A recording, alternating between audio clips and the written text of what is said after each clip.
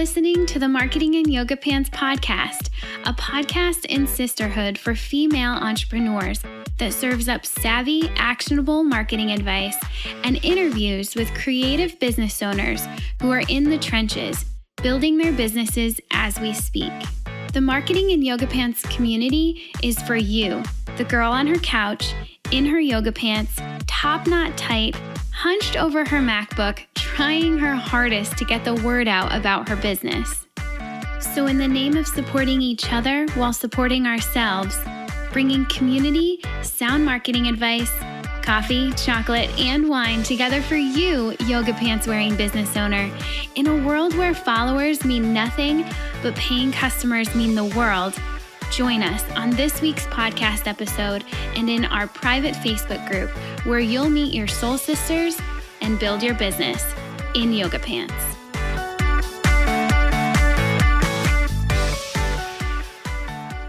Welcome back to another episode of the Marketing and Yoga Pants podcast. I'm Brit and I'm here today with Tracy Bech, founder of peeLUX and Good Path Consulting. Thanks so much for joining me today, Trace. Thanks for having me, Brit. All right. So Tracy and I first met each other when we were so smartly matched in our mastermind group. You guys have heard me talk about my mastermind group before. We just heard a couple weeks ago from Jack Fish, and she's in my mastermind group. And now here we are with Tracy. We both got somehow connected to Sarah Christensen, founder of Kick-Ass Masterminds. And she, like I said, so smartly put us in the same group. And before then, I didn't know Tracy. But over the last 5 months, 6 months, I don't know, somewhere around there, we've gotten to get into the nitty-gritty and deep, crazy places of our businesses together. And it's been awesome. So that's how Tracy and I know each other. And I am so pumped to get to chat with her today and share her with you guys and get some insight into her business, her industry, her marketing strategy, and what makes it all tick. So Tracy, are you ready to jump in? I am so ready. I'm so excited.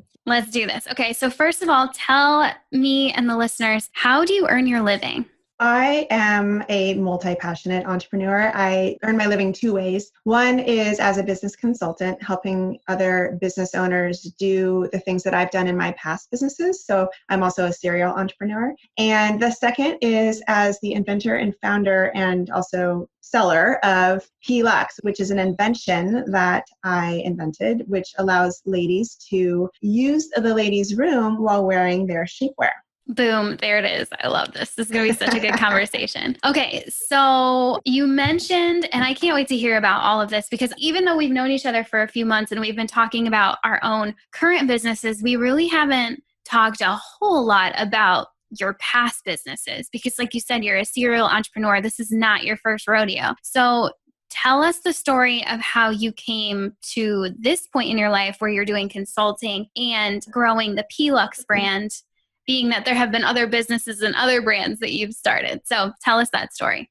So it does start about, I think, 15 to 17 years ago. And I was working as a website producer, right? I was working for an agency. We made websites. And this was back when it was the .com boom. So websites were a big deal and nobody really knew how to do them or make them, except for people who were learning as they go. So I did happen to fall into a really amazing job with an agency that worked for really big clients like Nike and Xerox and Swiss Army and a lot of outdoor brands. It was a really exciting place to be. I found myself also realizing that this was a totally new and cutting edge industry to be in. So it was a room for a lot of really creative thinking and doing it your own way because there was no real established way or school of thought around it yet. I found myself having some really entrepreneurial thoughts, even though I didn't really realize them at the time, but also found myself just really wanting to do things my own way, finding myself thinking I could really do them better. So two things happened. One, I was starting to feel kind of antsy and itchy, wanting to bust out of this really rigid way of doing things, do them a little bit differently. And then two, a woman that I worked with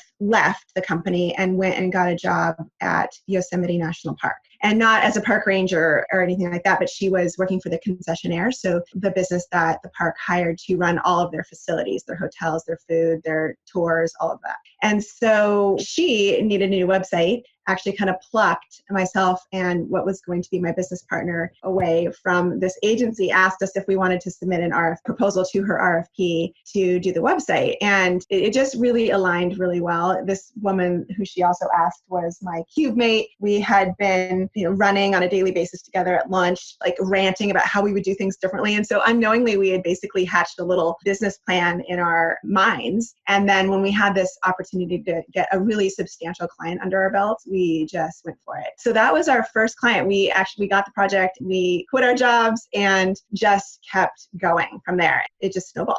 So that was my entree into web development.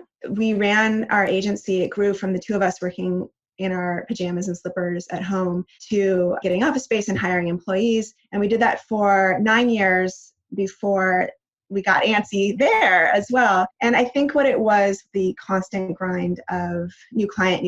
It's hard to ever feel like you are done. Truly, for me, it was hard for me to feel like I was ever truly my own boss, because I had the same number of bosses as I had clients, I felt like, at any given point in time. So we were really starting to feel that desire to not just run our own businesses, but to truly have that freedom of self-employment. We were really struggling under the business that we had set up. And so one day I stumbled across a blog, and I remember it's still out there and running. I highly recommend anyone who's interested in this to check it out. It's called mywifequitherjob.com.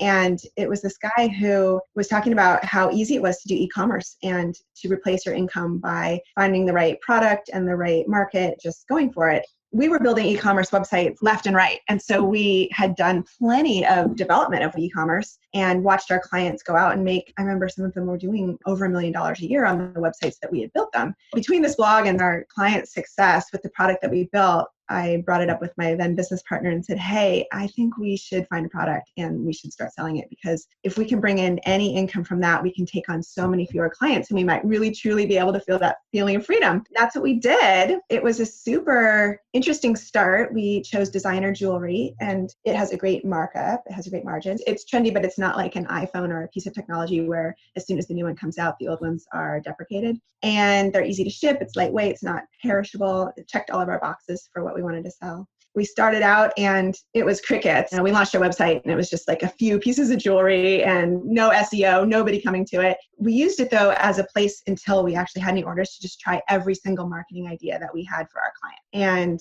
it's easy to come up with really great ideas. I'm sure a lot of your listeners can totally relate to this, where you are pitching ideas to clients and they're really good ideas, and clients, for whatever reason, even though it's a perfect fit, say no. And it's a lot of times because they don't feel like they have the bandwidth to pull it off, or they don't have the budget, or they're just not going to do it. So we put that energy into our own website and stuff just started working. It was so exciting. So as you can probably guess, pretty soon our new website was making money. It was exciting to pack up each order and take it to the post office ourselves. And long story short, to skip ahead, it started to be such a big part of our business that we really had to make a choice. Do we want to still keep running the web business and hire people to do it? Or do we want to sell that and focus exclusively on the e-commerce site? So we chose the second option and found really great owners, actually, who are still running our agency to this day. And that makes us really happy. And then carried on with the e-commerce site. So that was great. It really shifted. I learned so much from doing the e-commerce full time. While it is super related to being a web developer,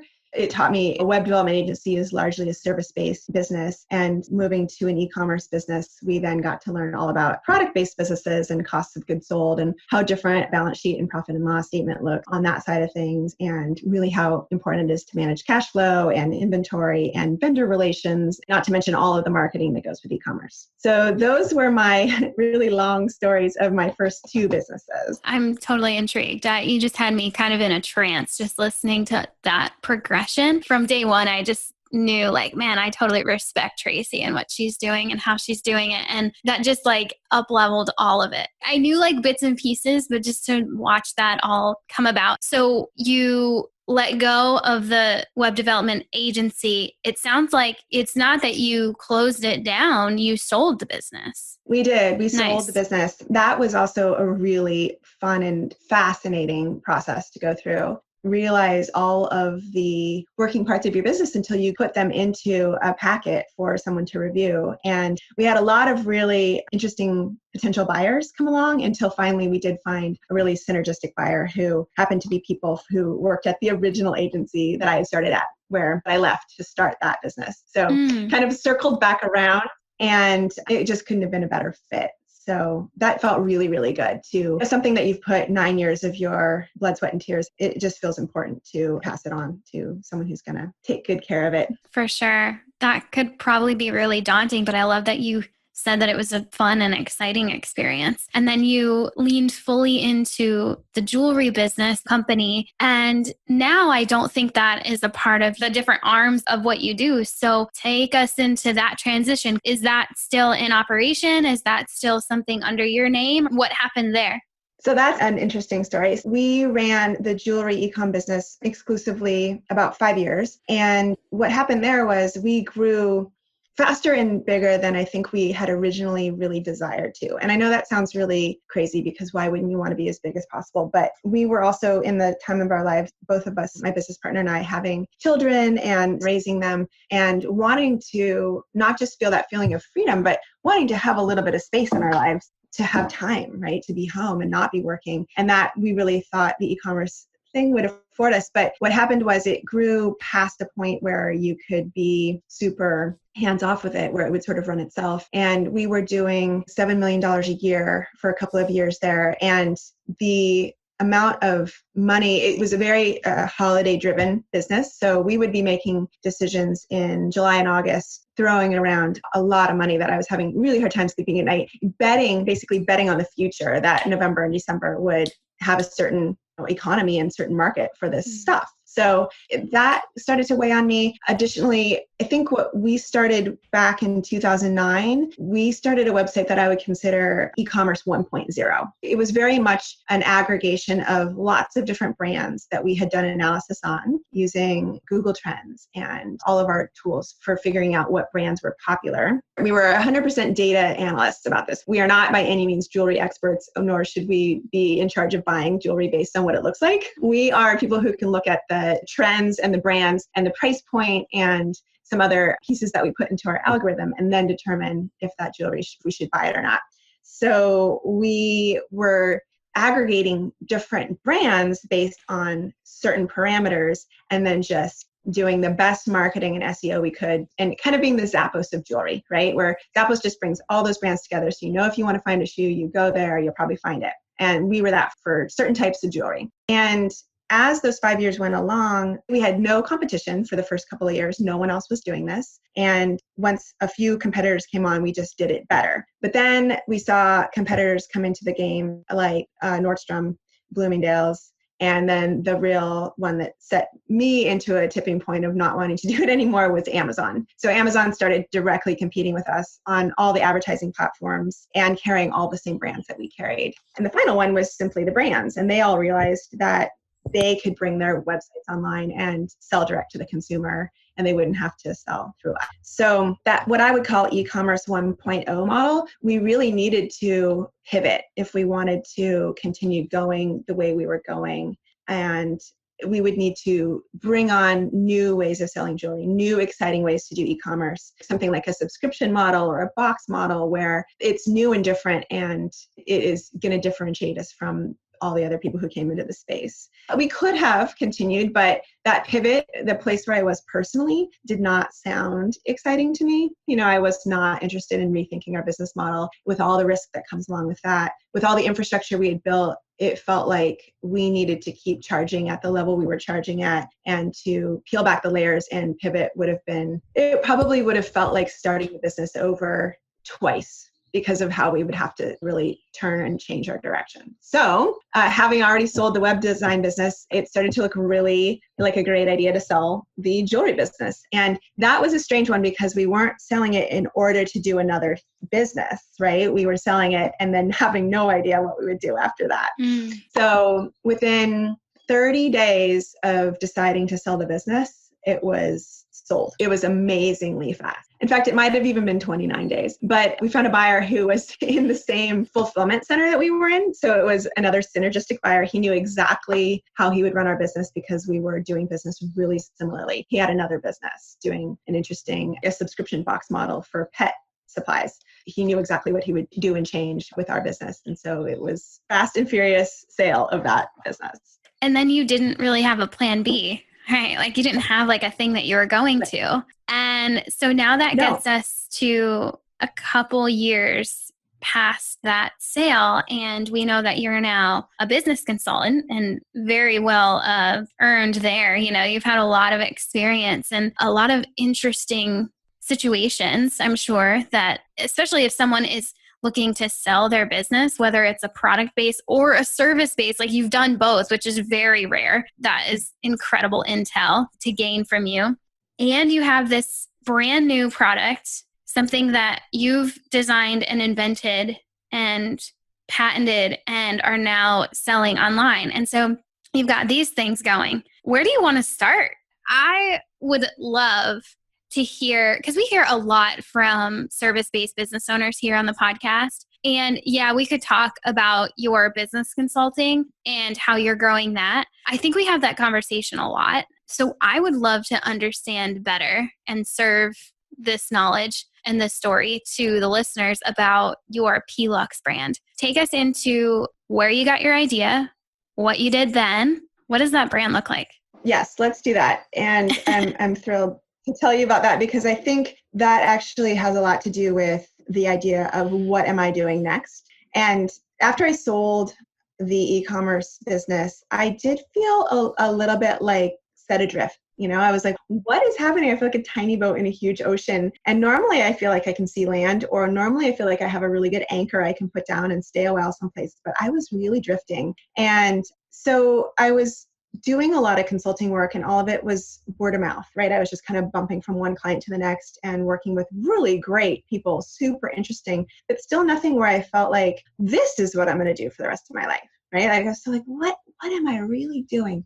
And so to kind of like take a diversion from my business life and into my personal life just a little bit, I was done having kids. That second baby came along right 6 months before I sold the e-commerce business. And I was taking inventory of who I was. And it was a really nice place to be in terms of having a phase of my life behind me, you know, and I was feeling like changing the chapter into baby children raising side of things. And I had physically endured some real stress of being pregnant with my son. I'm a little person and he was a big baby. And there's probably some of your listeners who can totally relate to this, but my abs separated really, really a lot with my pregnancy with him. And afterwards, they never closed back up. It's called diastasis recti. And that's the medical term if anyone wants to Google it. But I did a ton of physical therapy and all of the work. And I was in great shape, but I really basically had no core strength. And as a 40-year-old woman, I was not willing to really live the rest of my life that way. So I did a bunch of research and found that for my condition,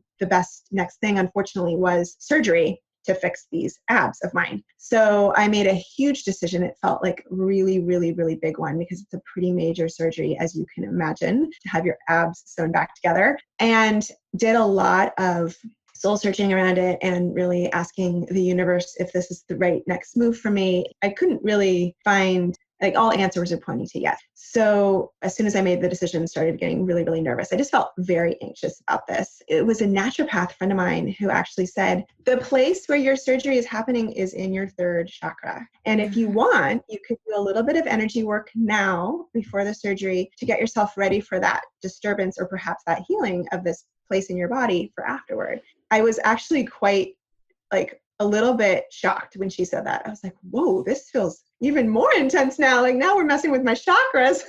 I'm really glad she said it because what I did end up doing is your third chakra is mostly about power and your will and your drive. And I was feeling that set adrift feeling, right? And I was actually feeling like I was really lacking a lot of power and will and drive.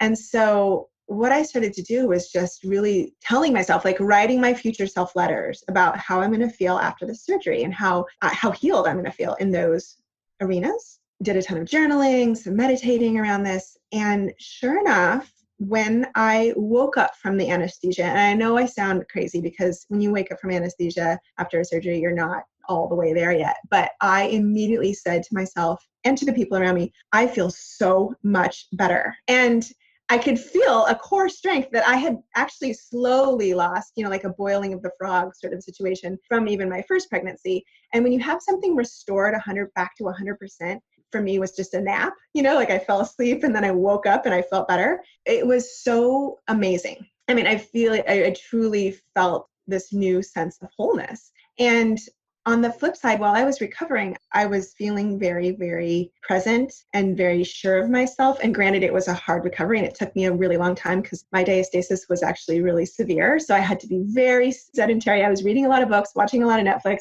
and doing a lot of just like soul searching. And part of my recovery included also wearing shapewear because of the place of my surgery. It was really great to have something on my core and holding it together that was soft and comfortable that you can wear for long periods of time. So long periods of time for me meant 5 weeks, day and night straight. Like I was sleeping in my shapewear. And for anyone who's worn them before or not, the pair that I was wearing had this cool opening, like a fly for ladies though, so situated for more where we would need it. And I had stitches and I didn't want to be taking my shapewear down and up every time I used the restroom. So I was very incentivized to learn how to use this fly, although it seemed counterintuitive, like you probably shouldn't try to pee through a small hole in spandex. And sure enough, my intuition was right about that because I did end up peeing all over myself. This is just like such a random detail, right? But it was a big part of my recovery because I was basically just drinking water, eating healthy food, and sitting around my living room and using the restroom. That was kind of my life for a long time.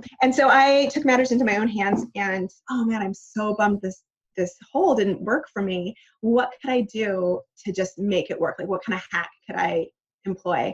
First, I actually just like looked to the internet and Googled like how to pee in my Spanx. And there were no tutorials, no help. It was actually just a bunch of women like me who were really frustrated because they had just peed on their Spanx, including Kim Kardashian, who claims she's always peeing all over her Spanx.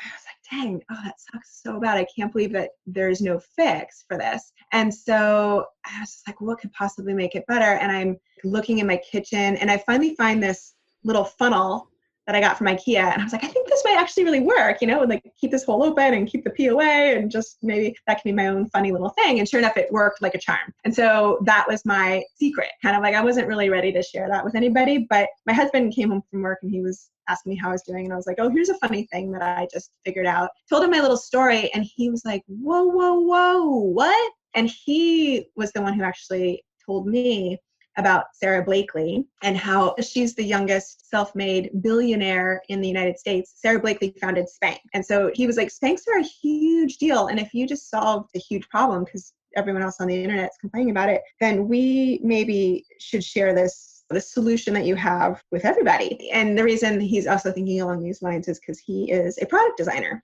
Honestly, when he said that, I would have said, no, I don't want to go back to e-com. He was fast forwarding. He was like, I'll do the product design. You sell it to everybody on the internet. And prior to my surgery and where I was in this set adrift feeling, where I felt really unmoored, really unanchored, really insecure, not sure what I wanted to do next. Prior to that and prior to the energy work that I had done around my third chakra, I would have said no. I would have shut him down and been like, listen, I'm done with e-com.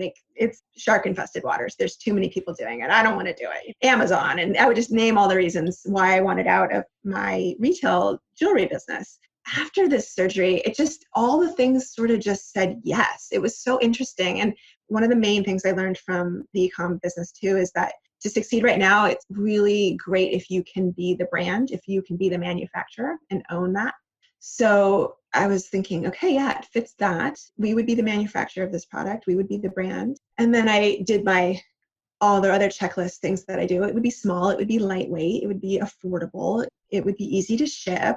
It'd be easy to manufacture. Like, I think this actually checks all the boxes, right? So I did a bunch more research, don't get me wrong, but polling people and, talking to other Spanx wearers and definitely throwing it out to as many people as I could. But it was actually so incredibly easy to launch this product because where we're at with manufacturing has changed a lot too. We've got rapid prototyping using 3D printing. So we had our prototypes within like 6 weeks of thinking of this idea. So yeah, the things just sort of started to line up for this. And one of the really fun things was we figured out that we would need to obviously sell this alongside of Spanx or any shapewear, because it would be so much easier to sell this to somebody while they're making a purchase of their shapewear versus going and hunting down all the people who've ever purchased shapewear and then saying, hey, maybe you need this too. And that obvious first place to do that was Amazon. So we're learning the Amazon platform because they had prior to this been my main competitor. So I really wanted nothing to do with Amazon prior to this project.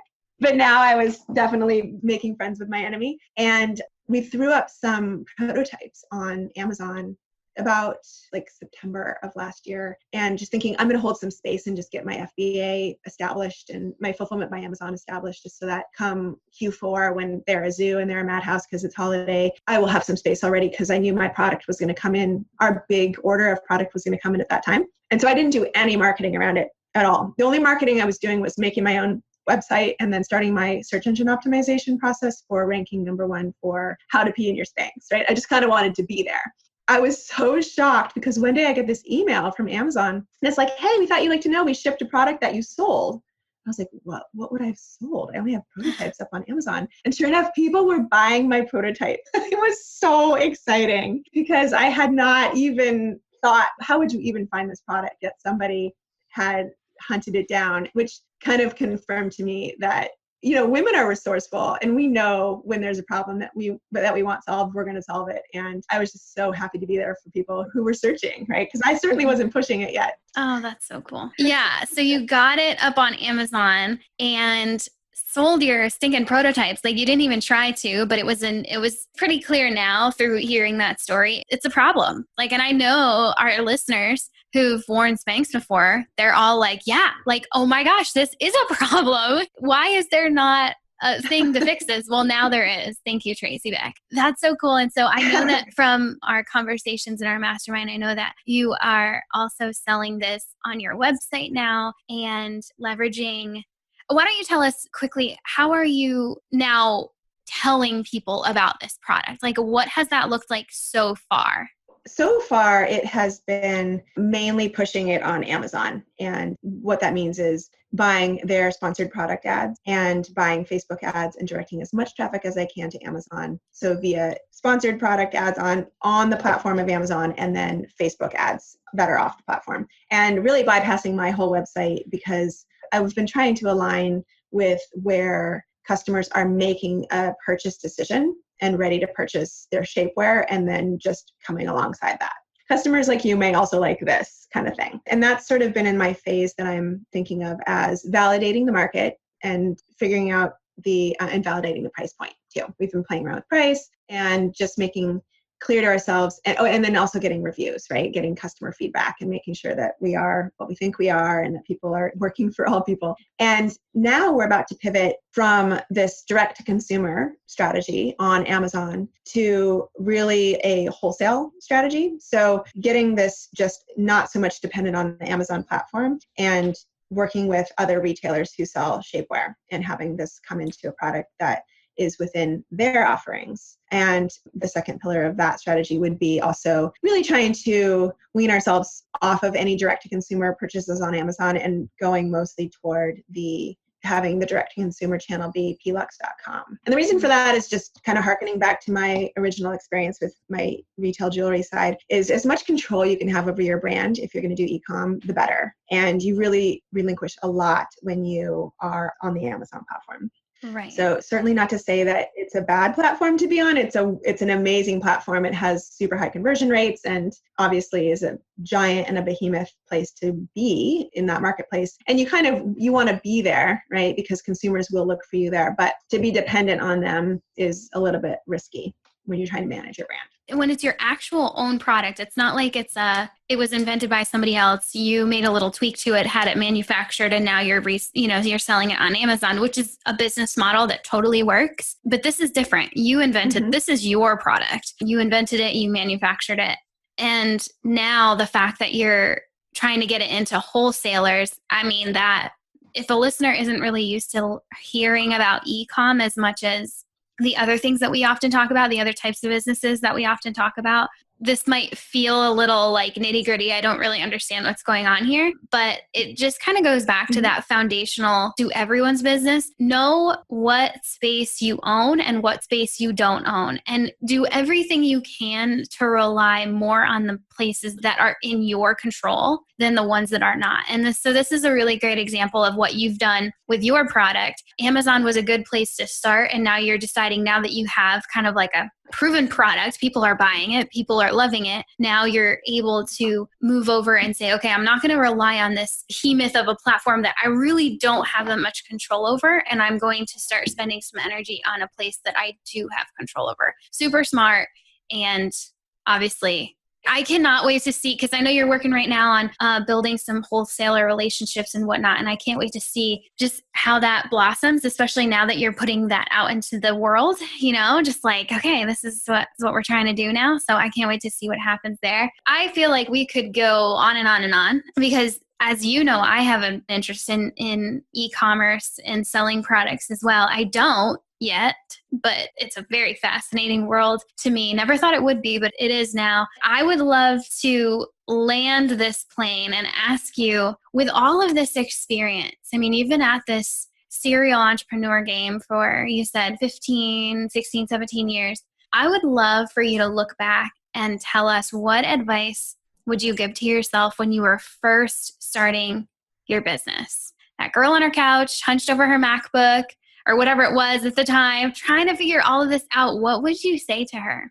I would definitely tell her two things. One, that girl on her couch, she knew, or her hunch was that she was going to need to invest in people in order to grow business. That was definitely what I was thinking back then. What she did not know, though, was how important it would be to invest in herself and her own personal development. So I would tell her that you can't ignore that side, and that it is not selfish, and that it is not a waste, even though that doesn't feel like you're spending time on billable hours. It's actual just money off the top line when you go to invest in something like a mastermind or like a coach, or even just a book to read about a topic, or going to a conference. Those were things that were completely felt like stuff I should do only if there is no other billable work to be doing. I would go back and tell her, no, you have to be making time for that all along the way, because it's going to be what makes you a better investor in people, a better business person, a better worker. So that would be my advice for that girl. Whoa, mic drop. That might be one of my absolute favorite answers to that question. And I've asked that question a lot. You guys rewind that, listen to that again, please. Listen to it a couple times and really take that in, because that is good advice. That's awesome. Okay, so before we go, and I'm going to kind of split this up. First of all, tell the listeners where they can go get a peeLUX. Like if they have this issue, which I know we all do, you can't pee in your Spanx without peeing all over them. Where can they go to find a peeLUX? Get your peeLUX at peeLUX.com. And for listeners of this podcast, there is a 10% off code you can use. It is Brit10. Oh, thanks. That's a surprise. Thank you. That's exciting. Okay. Well, now I don't know why you wouldn't go get that. And I have one. Tracy sent one to me a couple months ago. I haven't had the need for it yet, but I practiced, and it's you guys, this is groundbreaking. So the moment that I need to wear Spanx, I am like all over it. It's going to be so fun. Okay. And then definitely tell the listeners where they can find you and your business consulting online, because I think now that we opened up this big can of worms around e-commerce and the experience that you've had, I can just feel kind of the nudge that people are getting, like, I need to talk to Tracy. So where can they go find you online? You can find me at goodpathconsulting.com. That's the best place to reach out to me or read other stories about my past hijinks in business. Perfect. All right. You heard her, girls. Go check her out. Send her some love, and then hop into our private Facebook group to hear even more from Tracy over the next few days.